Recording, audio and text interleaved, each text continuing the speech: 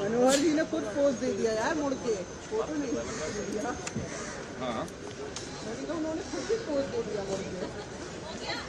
अरे टीटी तो कर लिया। आप आने दीजिए सर, आने दीजिए। अच्छा आएगा, अच्छा आएगा, अच्छा आर्थिक विकास को गति देने अच्छा आएगा, अच्छा आएगा, अच्छा आएगा। प्लीज दादा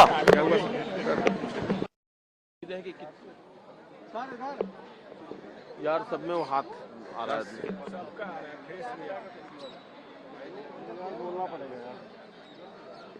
धक्का मार दो ना सीधा।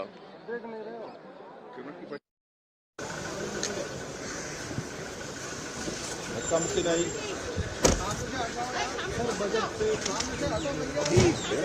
सर प्रणाम।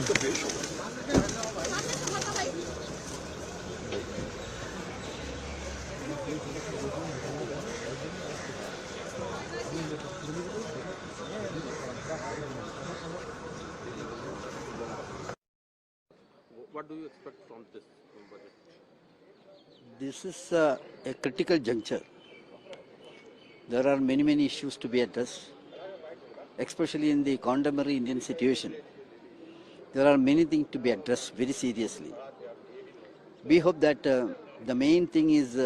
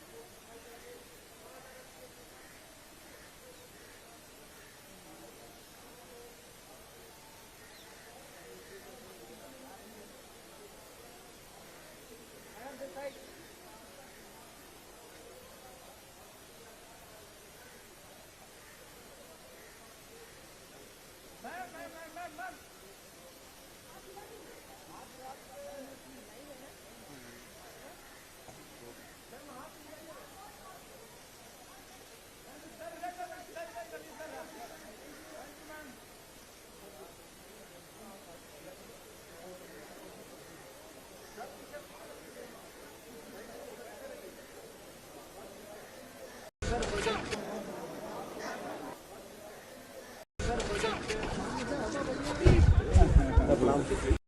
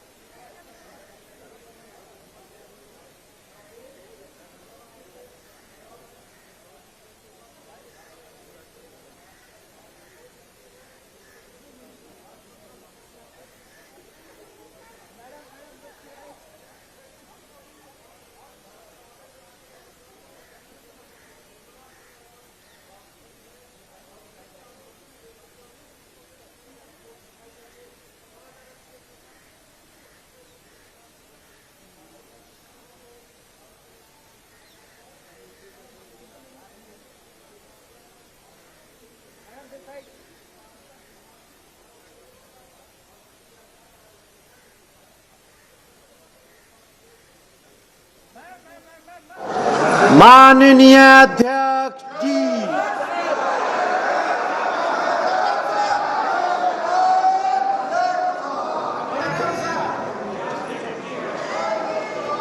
Item number 1,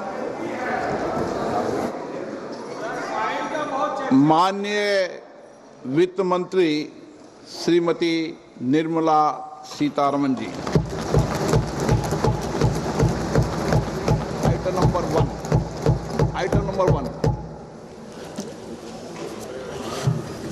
Sir, with your permission, I rise to lay on the table a copy each of the following papers, Hindi and English versions, under Article 281 of the Constitution. Report for 2026 to 2031, Volume 1, Main Report of the 16th Finance Commission. 2. Report for 2026-2031, Volume 2, Annexures of the 16th Finance Commission. Number 3. Explanatory memorandum as to the action taken on the recommendations contained in the above report. Item number 2, माननीय वित्त मंत्री निर्मला सीतारमन जी।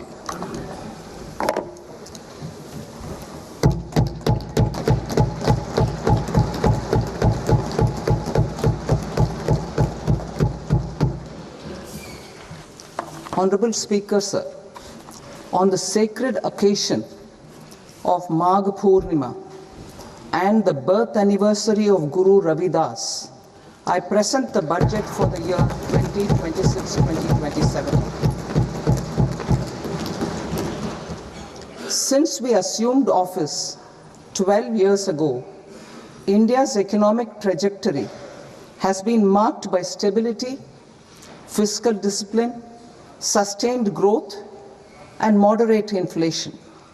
This is the result of conscious choices we have made, even in times heightened uncertainty and disruption.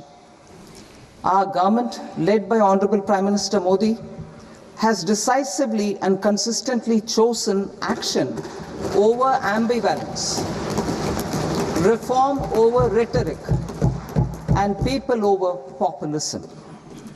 We have pursued far-reaching structural reforms, fiscal prudence and monetary stability, whilst maintaining a strong thrust on public investment.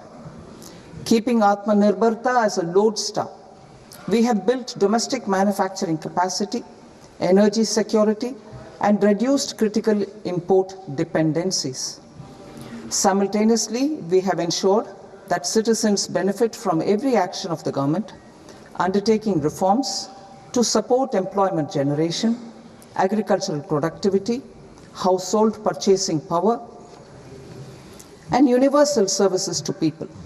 These measures have delivered a high growth rate of around 7% and helped us make substantial strides in poverty reduction and improvement in the lives of our people. Today, we face an external environment in which trade and multilateralism are imperiled and access to resources and supply chains are disrupted. New technologies are transforming production systems while sharply increasing demands on water, energy, and critical minerals. India will continue to take confident steps towards Vikasit Bharat, balancing ambition with inclusion. As a growing economy with expanding trade and capital needs, India must also remain deeply integrated with global markets, exporting more and attracting stable long-term investment. As I begin Part A, I want to express my gratitude to the people for standing firmly with us as we forge our way together towards becoming one of the largest economies of the world.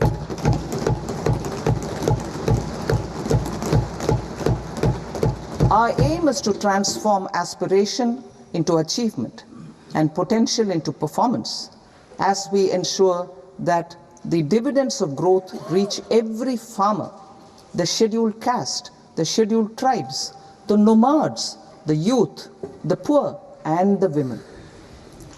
In Vikasit Bharat Young Leaders Dialogue 2026, several innovative ideas were shared with our Prime Minister, which have inspired many of the proposals, making this a unique Yuva Shakti-driven budget.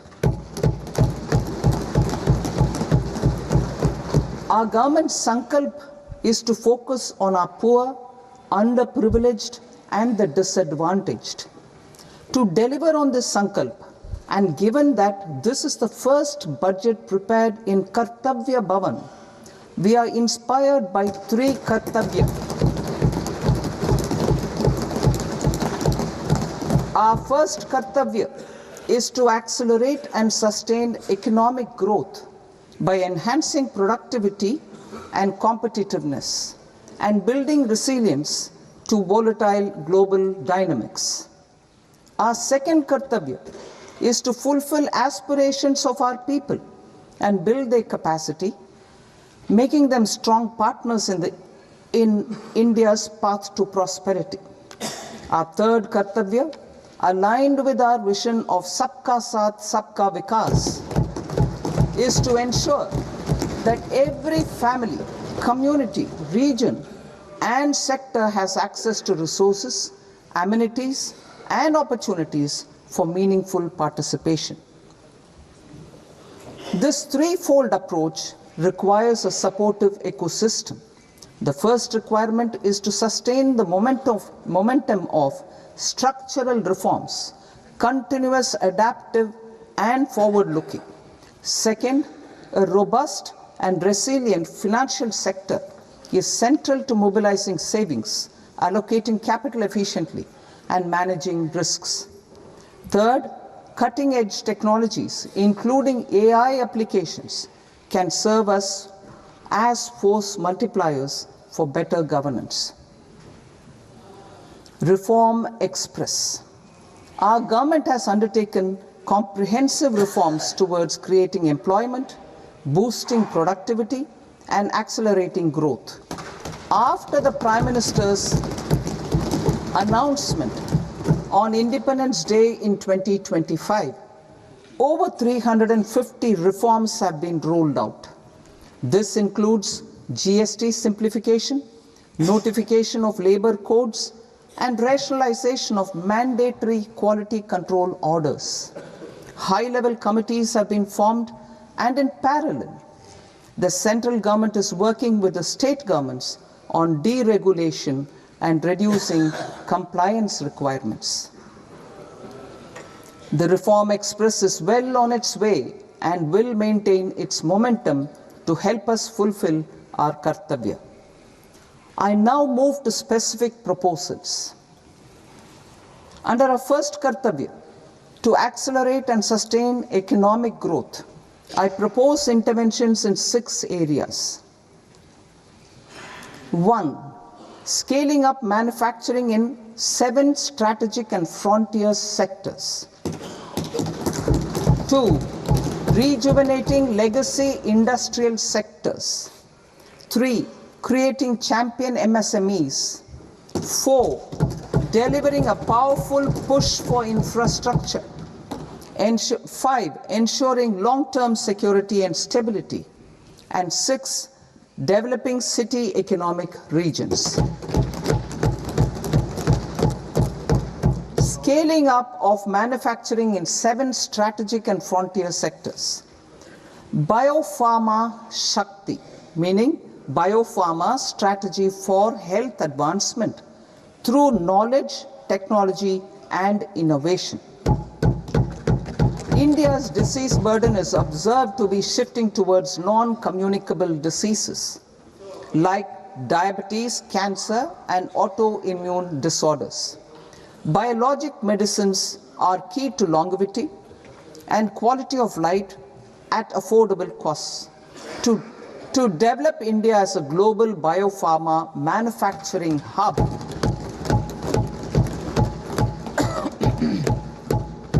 I propose the Biopharma Shakti with an outlay of 10,000 crores over the next 5 years. This will build the ecosystem for domestic production of biologics and biosimilars. The strategy will include a biopharma-focused network with 3 new national institutes of pharmaceutical education and research, popularly known as NIPERs, and upgrading 7 existing ones. It will also create a network of 1,000 accredited India clinical trials sites. We propose to strengthen the Central Drug Standard Control Organization to meet global standards and approve timeframes through and approval timeframes through a dedicated scientific review cadre and specialists. India's Semiconductor Mission 1.0 expanded India's semiconductor sector capabilities. Building on this, we will launch ISM 2.0 to produce equipment and materials, design full-stack Indian IP, and fortify supply chains. We will also focus on industry-led research and training centers to develop technology and skilled workforce. The Electronics Components Manufacturing Scheme, launched in April 2025 with an outlay of 22,919 crores, already has investment commitments at double the targets. We propose to increase the outlay to 40,000 crores to capitalize on this momentum.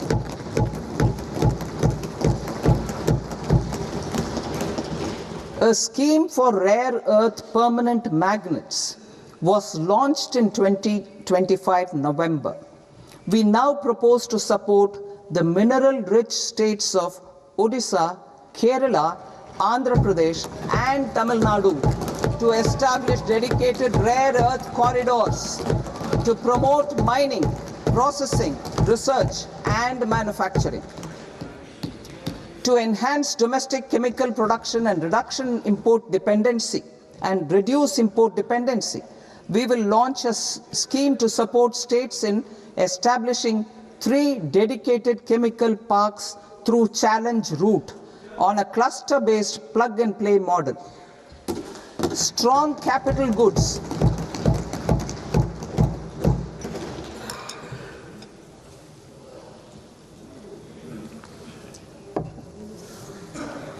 Strong capital goods capability is a determinant of productivity and quality across different sectors. Towards building this capacity, I propose the following. High-tech tool rooms will be established by central public sector enterprises at 2 locations as digitally enabled automated service bureaus that locally design, test and manufacture high-precision components at scale and at lower cost. 2. A scheme for enhancement of construction and infrastructure equipments will be introduced to strengthen domestic manufacturing of high value and technologically advanced CIE. This can range from lifts in a multi-storied apartment or firefighting equipment in multiplexes, large or small, and to tunnel boring equipments for building metros and high-altitude roads. I also propose a scheme for container manufacturing to create a globally competitive container manufacturing ecosystem with a budgetary allocation of 10,000 crores over a 5-year period. For the labor-intensive textile sector, I propose an integrated program with 5 subparts. 1. The National Fiber Scheme for self-reliance in natural fibers, such as silk, wool and jute, man-made fibers, and new-age fibers. Textile expansion and employment scheme to modernize traditional clusters with capital support for machinery, technology upgradation, and common testing and certification centers. 3. The National Handloom and Handicraft Program to integrate and strengthen existing schemes and ensure targeted support for weavers and artisans. Tex Eco Initiative to promote globally competitive and sustainable textiles and apparels. Samarth 2.0 to modernize the upgrade the textile skilling ecosystem through collaboration with industry and academic institutions. Further, I propose to set up mega textile parks in challenge mode. They can also focus on bringing value addition to technical textiles.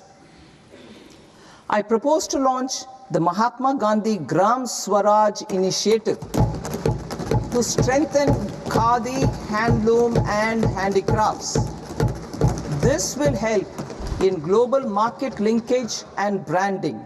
It will streamline and support training, skilling, quality of process and production.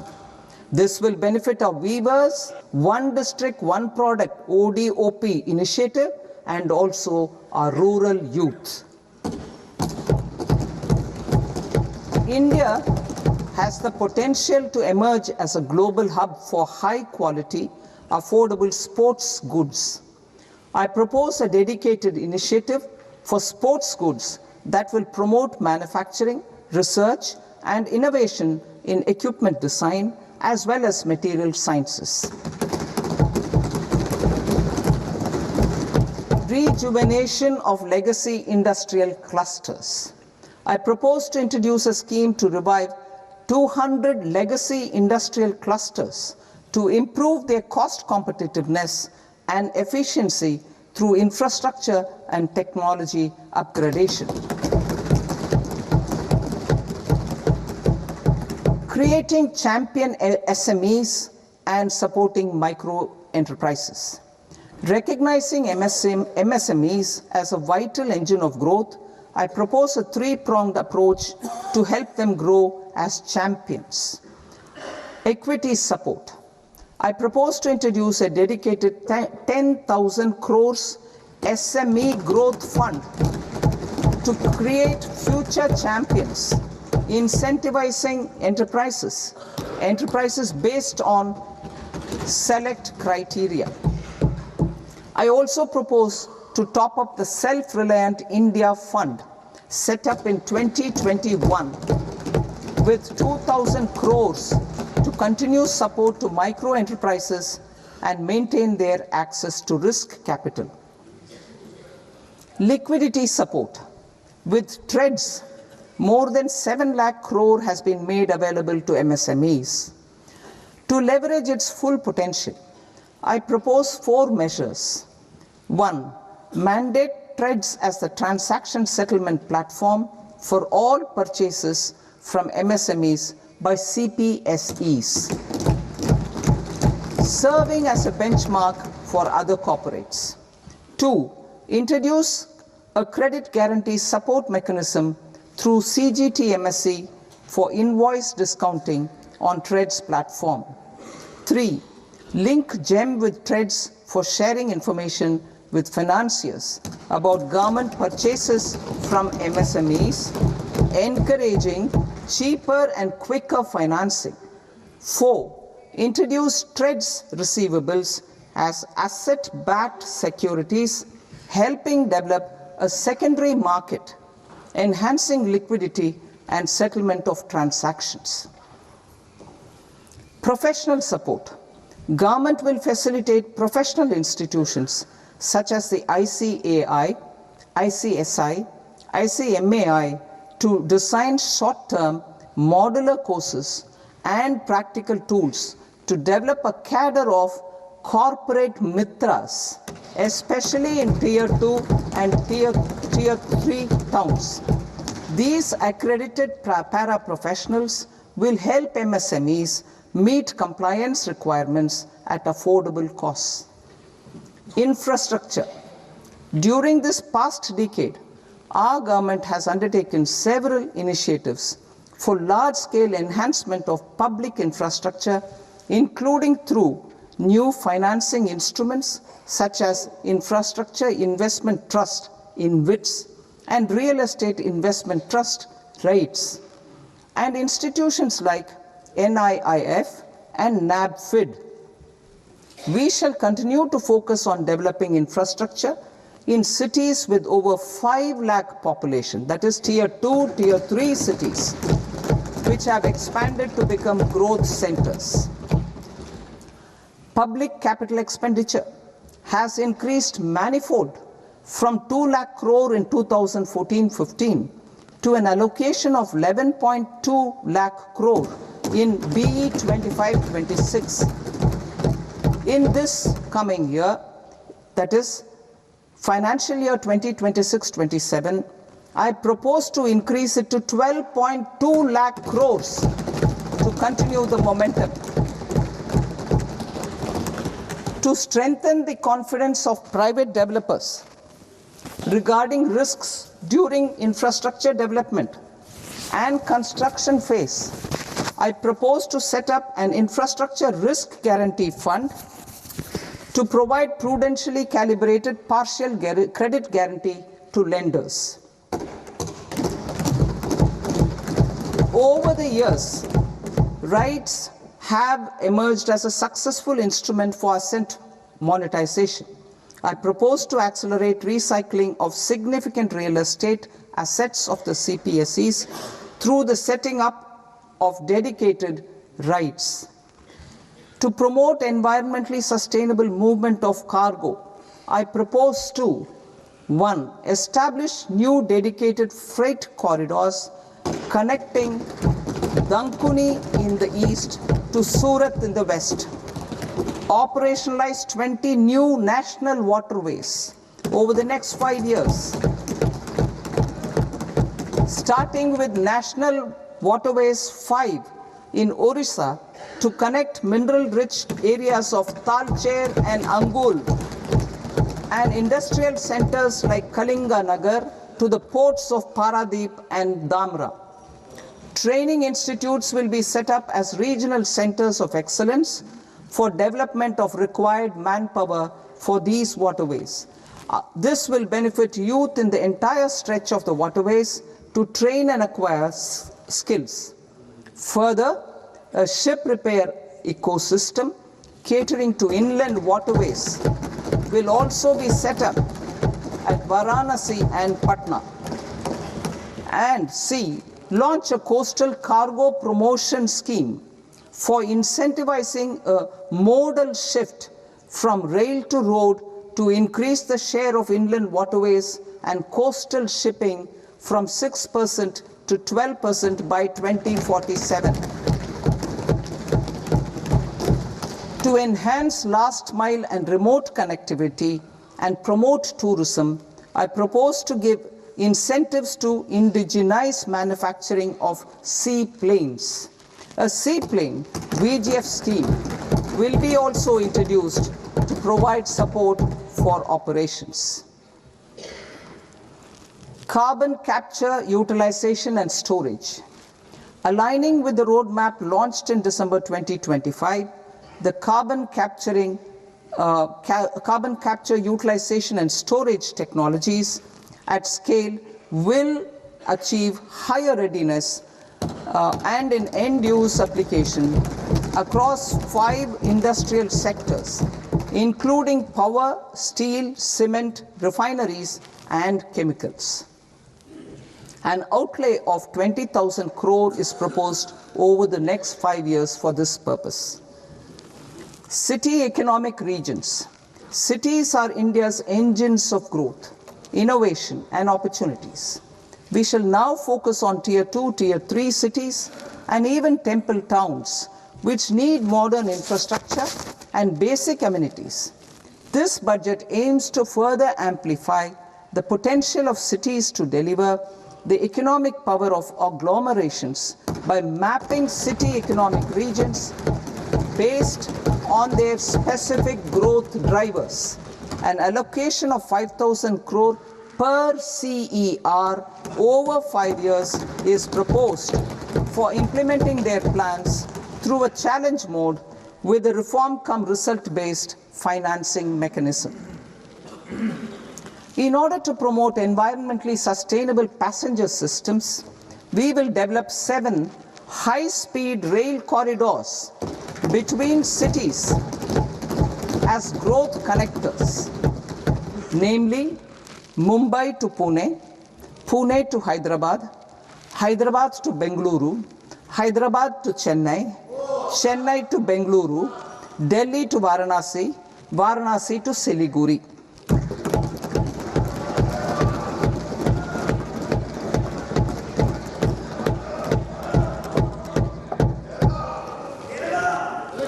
Financial sector. The Indian banking sector today is characterized by strong balance sheet, historic highs in profitability, improved asset quality, and coverage exceeding 98% of villages in the country. At this juncture, we are well placed to futuristically evaluate the measures needed to continue on the path of reform-led growth of this sector. I propose setting up a high-level committee on banking for Vikasit Bharat.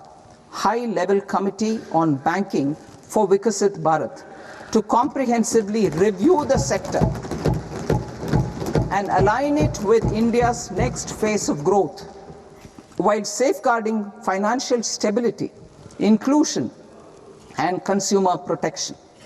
The vision for NBFCs for Vikasit Bharat has been outlined with clear targets for credit disbursement and technology adoption in order to achieve scale and improve efficiency in the public sector NBFCs. As a first step, it is proposed to restructure the Power Finance Corporation and Rural Electrification Corporation.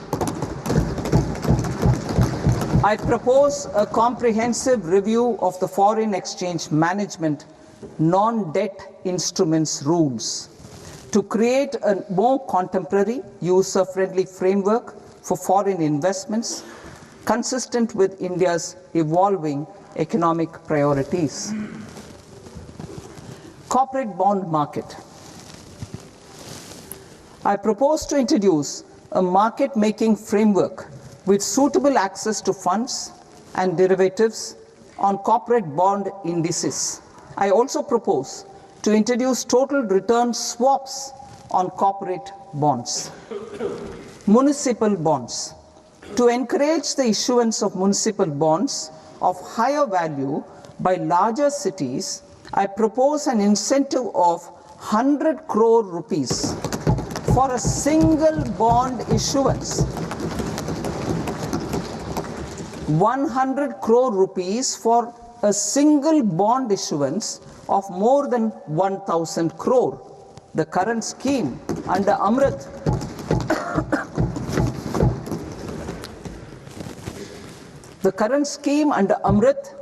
which incentivizes issuances up to 200 crores only, will also continue to support smaller and medium towns. That will also continue to support the smaller and medium towns. Ease of doing business. Individual persons resident outside India, PROI, will be permitted to invest in equity instruments of listed Indian companies through the portfolio investment scheme. It is also proposed to increase the investment limit for an individual PROI under the scheme from 5% to 10%, with an overall investment limit for all individual PROIs to 24% from the current 10%. Emerging technologies including AI. 21st century is technology driven. Adoption of technology is for the benefit of all people. Farmers in the field, women in STEM, youth keen to upskill, and Divyangjan to access newer opportunities.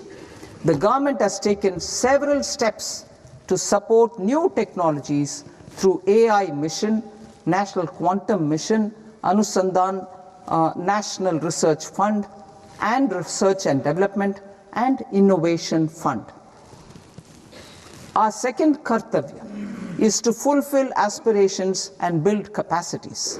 Close to 25 crore individuals have come out of multi-dimensional poverty through a decade of our government's sustained and reform-oriented efforts.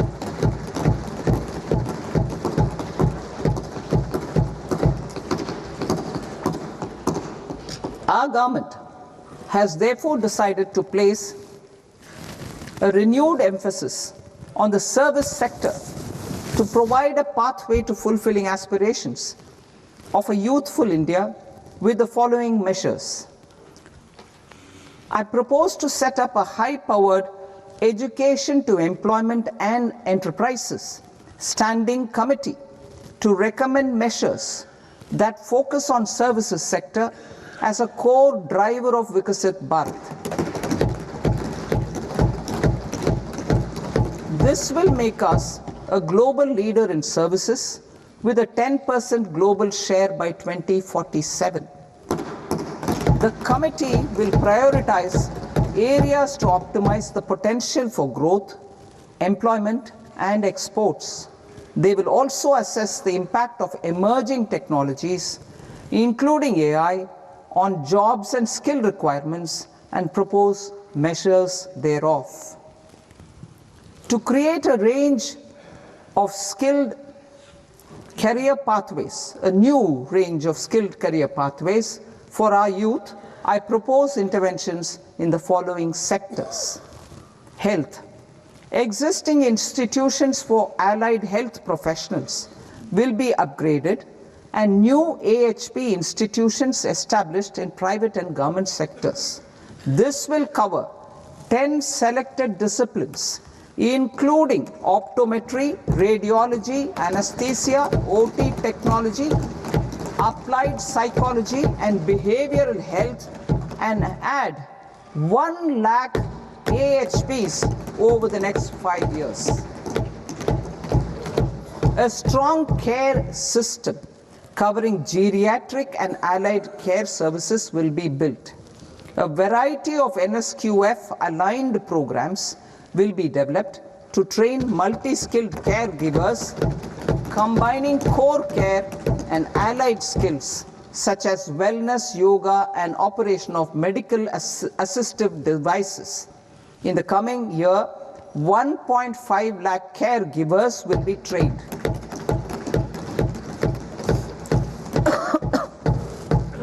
Hubs for medical value tourism. To promote India as a hub for medical tourism services, I propose to launch a scheme to support states in establishing 5 regional medical hubs in partnership with the private sector.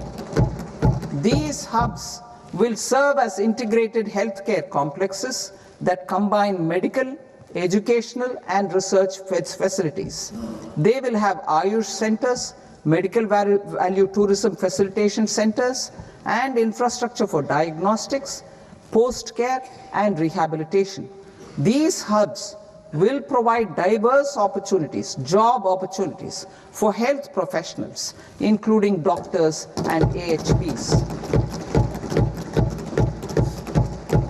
Ancient Indian yoga, already respected in several parts of the world, was given a mass global recognition when Honorable Prime Minister took it to the UN. Post-COVID, Ayurveda gained a similar global acceptance and recognition. Exporting quality Ayurveda products helps farmers who grow the herbs and youth who process the products. To meet growing global demand, a few more steps are being taken. I propose to 1. Set up 3 new All India Institutes of Ayurveda. 2. Upgrade Ayush pharmacies and drug testing labs for higher standards of certification ecosystem and make available more skilled personnel. 3. Upgrade the WHO Global Traditional Medicine Center in Jamnagar to bolster evidence-based research, training, and awareness for traditional medicine. Animal husbandry. Livestock contributes to close to 16% of farm income, including of poor and marginal households. to scale up availability of veterinary professionals by more than 20,000. I propose to roll out a loan-linked capital subsidy support scheme for establishment of veterinary and para-veterinary colleges, veterinary hospitals, diagnostic laboratories, and breeding facilities in private sector. Collaboration between Indian and foreign institutions will also be facilitated. Orange economy. India's animation, visual effects, gaming and comics sector, AVGC sector, is a growing industry projected to require 2 million professionals by 2030. I propose to support the Indian Institute of Creative Technologies, Mumbai, in setting up AVGC content creator labs in 15,000 secondary schools all over the country and 500 colleges. The Indian design industry is expanding rapidly, and yet there is a shortage of Indian designers. I propose to establish, through Challenge Route, a new National Institute of Design to boost design education and development in the eastern region of India. Education. Our government will support states through Challenge Route in creating 5 university townships in the vicinity of major industrial and logistics corridors. These planned academic zones will host multiple universities, colleges, and research institutions, skill centers, and residential complexes. In higher education, STEM institutions, prolonged hours of study and laboratory work pose some challenges for girl students. Through VGF, Viability Gap Funding and capital support, one girls' hostel will be established in every district.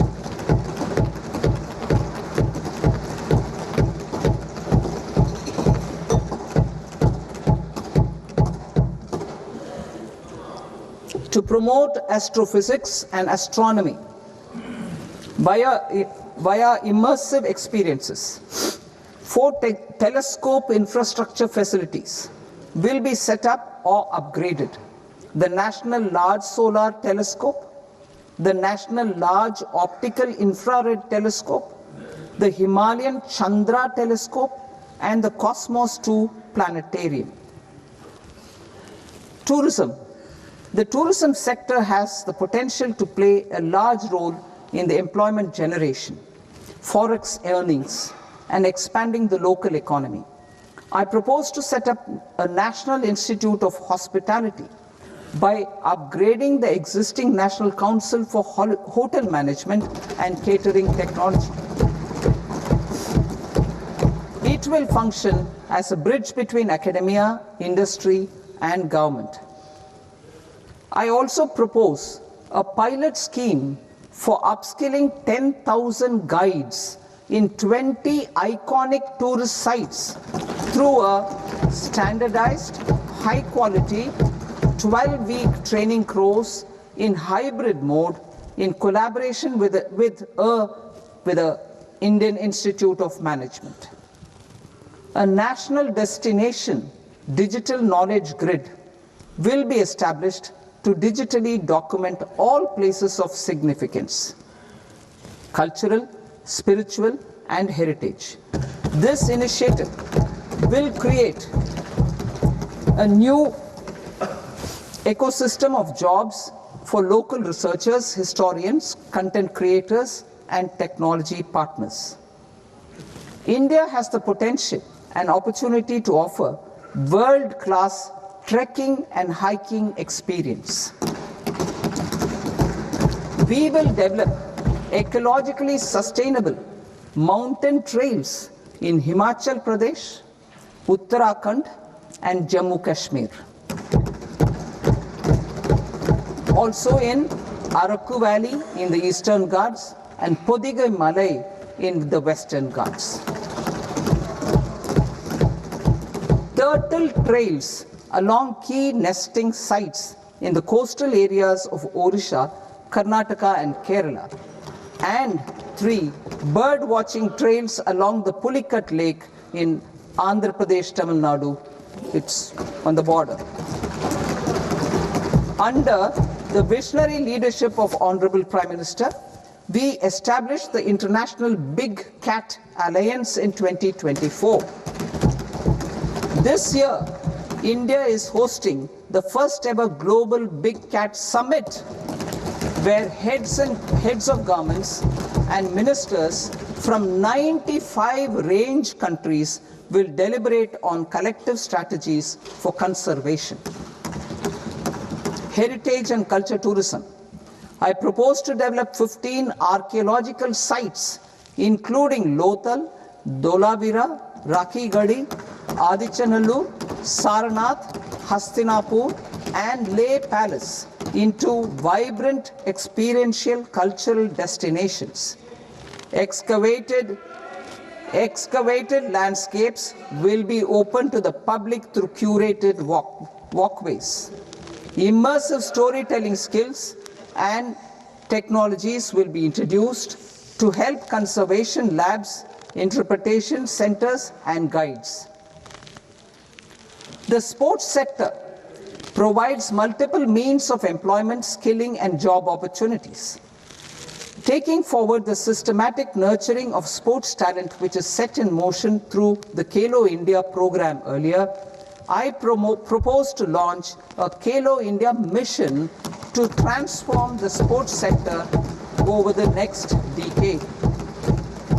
The mission will facilitate an integrated talent development pathway supported by training centers which are foundational, intermediate, and elite levels. B. Systematic development of coaches and support staff. C. Integration of sports science and technology. D. Competitions and leagues to promote sports culture and provide platforms. And E. Development of sports infrastructure for training and competition. Our third Kartavya aligns with our vision of Sabka Saath, Sabka Vikas towards Vikasit Bharat. This requires targeted efforts for 1. Increasing farmer incomes through productivity enhancement and entrepreneurship, with special attention to small and marginal farmers. B. Empowering Divyangjan through access to livelihood opportunities, training, and high-quality assistive devices. C. Empowering the vulnerable to access mental health and trauma care. D. Focus on the Purvodaya states and the Northeast region to accelerate development and employment opportunities. Fisheries. We will undertake initiatives for integrated development of 500 reservoirs and Amrit Sarovars. 2.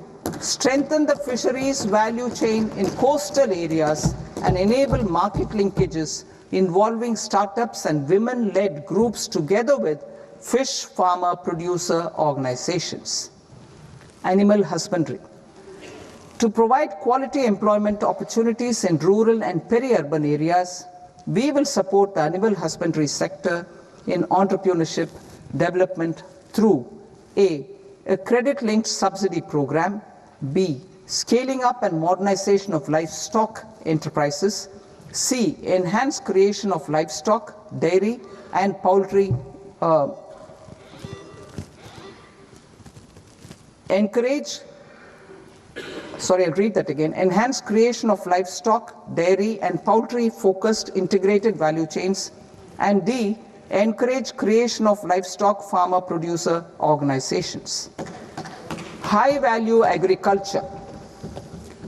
To diversify farm outputs, increase productivity, enhance farmers' incomes, and create new employment opportunities, we will support high-value crops such as coconut, sandalwood, cocoa, cashew in the coastal areas, agar trees in Northeast, and nuts such as almonds, walnuts, and pine nuts in our hilly regions. These, all of them, will be supported. India is the world's largest producer of coconuts. About 30 million people, including nearly 10 million farmers, depend on coconuts for their livelihood. To further enhance competitiveness in coconut production, I propose a coconut promotion scheme to increase production and enhance productivity through various interventions, including replacing and non-productive trees with new saplings or plants or varieties in major coconut growing states. A dedicated program is proposed for Indian cashew and cocoa to make India self-reliant in raw cashew and coconut production and processing, enhance export competitiveness, and transform Indian cashew and Indian cocoa into premium global brands by 2030. Sandalwood. Sandalwood is closely linked to India's social and cultural heritage. Our government will partner with state governments to promote focused cultivation and post-harvest processing to restore the glory of the Indian sandalwood ecosystem, to rejuvenate old, low-yielding orchards, and expand high-density cultivation of walnuts, almonds, and pine nuts. We will support a dedicated program to enhance farmer incomes and in bringing value addition by engaging youth. Bharat Vistar, that is virtually integrated system to access agricultural resources. I propose to launch Bharat Vistar, a multilingual AI tool that shall integrate the AgriStack portals and the ICAR package on agricultural practices with AI systems. This will enhance farm productivity, enable better decisions for farmers, and reduce risk by providing customized advisory support. She-Marts for rural women-led enterprises. Building on the success of Lakpati Didi program, I propose to help women take the next step from credit-linked livelihoods to being owners of enterprises. Self-help entrepreneur, She-Marts will be set up as community-owned retail outlets within the cluster-level federations through enhanced and innovative financing instruments. Empowering Divyangjan. Divyangjan Kaushal Yojana. Information technology, AVGC sectors, hospitality and food and beverages sectors often offer task-oriented and process-driven roles which are suitable for Divyangjan. We will ensure dignified livelihood opportunities through industry-relevant and customized training specific to each Divyangjan group. Divyang Sahara Yojana. Timely access to high-quality assistive devices for all eligible Divyangjan is a fundamental need. I propose to 1. Support the Artificial Limbs Manufacturing Corporation of India, Alimco, to set up and to scale up production of assistive devices, invest in R&D and AI integration, strengthen PM Divyasha Kendras, and support setting up of assistive technology marts as modern retail style centers where Divyangjan and senior citizens can see, try and purchase assistive products. Reaffirming our commitment to mental health and trauma care. There are no national institutes for mental health care in North India. We will therefore set up a NIMHANS 2 and also upgrade national mental health institutes in Ranchi and in Tezpur as regional apex institutions. Emergencies expose families, particularly the poor and vulnerable, to unexpected expenditure. We will strengthen and increase these capacities by 50% in district hospitals by establishing emergency and trauma care centers. Focus on Purvodaya states and northeastern regions. Purvodaya, I propose the development of an integrated East Coast industrial corridor with a well-connected node at Durgapur, creation of 5 tourism destinations in 5 Purvodaya states, and the provision of 4,000 e-buses. Buddhist sites in northeastern region. The northeastern region is a civilizational confluence of Theravada and Mahayana or Vajrayana traditions. I propose to launch a scheme for development of Buddhist circuits in Arunachal Pradesh, Sikkim, Assam, Manipur, Mizoram, and Tripura. The scheme will cover preservation of temples and monasteries, pilgrimage interpretation centers, connectivity, and pilgrim amenities. 16th Finance Commission. On 17th November 2025, the 16th Finance Commission submitted its report to the President. As mandated under Article 281 of the Constitution, the government is to lay the report along with the explanatory memorandum on the action taken report on the recommendations of the Commission in Parliament, which, Sir, Honourable Speaker, you've allowed me to do at the commencement of the session. The government has accepted the recommendation of the Commission to retain the vertical share of devolution at 41%. As recommended by the Commission, I have provided 1.4 lakh crores of rupees to the states for the year 2026-2027 as Finance Commission grants. These include rural and urban local body and disaster management grants. Fiscal consolidation. Government has been delivering on our fiscal commitments consistently without compromising on social needs.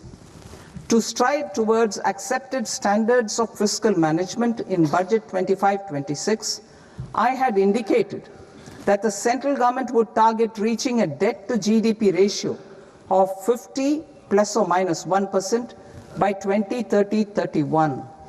In line with this, the debt to GDP ratio is estimated to be 55.6% of GDP in BE 26-27. compared to 56.1% of GDP in RE 25-26. A declining debt to GDP ratio will gradually free up resources for priority sector lending and expenditure by reducing the outgo on interest payments. One of the main operational instruments for debt targeting is the fiscal deficit. I am happy to inform this august House that I fulfilled my commitment made in 2021-2022 to reduce fiscal deficit below 4.5% of GDP by 25-26. In RE 25-26, the fiscal deficit has been estimated at par with BE of 2025-26 at 4.4% of GDP.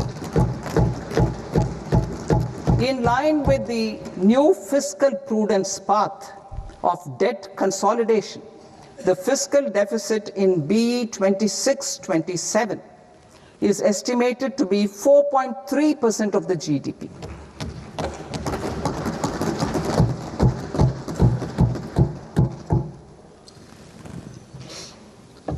The revised estimates of the non-debt receipts are 34 lakh crore rupees, of which the centre's net tax receipts are 26.7 lakh crore.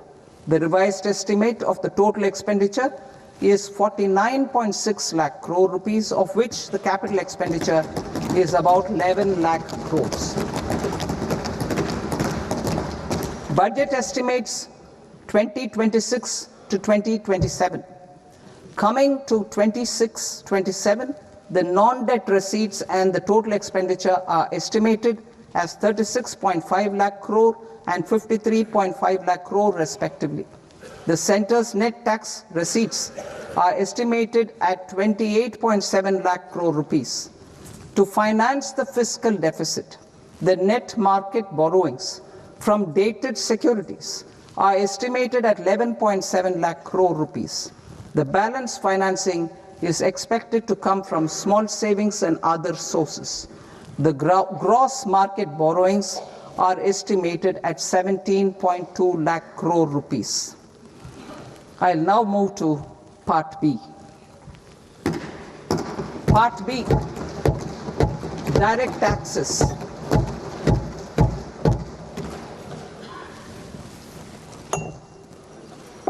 Honorable Speaker, sir, I now present my proposals on direct taxes. New Income Tax Act. In July 2024, I announced a comprehensive review of the Income Tax Act 1961. This was completed in a record time, and the Income Tax Act 2025 will come into effect from 1st April 2026. The simplified income tax rules and forms will be notified shortly, giving adequate time to taxpayers to acquaint themselves with its requirements. The forms have been redesigned such that ordinary citizens can comply without difficulty. Ease of living. I propose that any interest awarded by the Motor Accident Claims Tribunal to a natural person will be exempt from income tax, and any TDS on this account will be done away with. I propose to reduce TCS rate on the sale of overseas tour program package from the current 5% and 20% to 2% without any stipulation of amount. I propose to reduce TCS rate for pursuing education and for medical purposes under the Liberalized Remittance Scheme, popularly known as LRS, from 5% to 2%. Supply of manpower services is proposed to be specifically brought within the ambit of payment to contractors for the purpose of TDS to avoid ambiguity. Thus, TDS on these services will be at the rate of either 1% or 2% only. I propose a scheme for small taxpayers wherein a rule-based automated process will enable obtaining a lower or nil deduction certificate instead of filing an application with the assessing officer. For the ease of taxpayer holding securities in multiple companies, I propose to enable depositories to accept Form 15G or Form 15H from the investor and provide it directly to various relevant companies. I propose to extend time available for revising returns from 31st December to up to 31st March with the payment of a nominal fee. I also propose to stagger the timeline for filing of tax returns. Individuals with ITR 1 and ITR 2 returns will continue to file till 31st July, and non-audit business cases or trusts are proposed to be allowed time till 31st August. TDS on sale of immovable property by a non-resident is proposed to be deducted and deposited through resident buyers and his or her PAN-based challan instead of requiring a TAN, which is a temporary accounting number. To address practical issues of small taxpayers like students, young professionals, tech employees, relocated NRIs, and such others, I propose to introduce a one-time 6-month foreign asset disclosure scheme for these taxpayers to disclose income or assets below a certain size. This scheme would be applicable for two categories of taxpayers, namely A, who did not disclose their overseas income or assets, and B, who disclosed their overseas income and or paid due tax but could not declare the asset acquired. For category A, the limit of undisclosed income or asset is proposed to be up to 1 crore rupees. They need to pay 30% of fair market value of asset or 30% of undisclosed income as tax and 30% as additional income tax in lieu of penalty and would thereby get immunity from prosecution. For category B, asset value is proposed to be up to 5 crore rupees. Here, immunity from both penalty and prosecution will be available with a payment of fee of 1 lakh rupees. Rationalizing penalty and prosecution. Multiplicity of proceedings are hindrance to the ease of doing business. I propose to integrate assessment and penalty proceedings by way of a common order for both. There will be no interest liability on the taxpayer on the penalty amount for the period of appeal before the first appellate authority, irrespective of the outcome of appeal process. Further, quantum of prepayment is being reduced from 20% to 10% and will continue to be calculated only on core tax demand. As an additional measure for reducing litigation, I propose to allow taxpayers to update their returns even after reassessment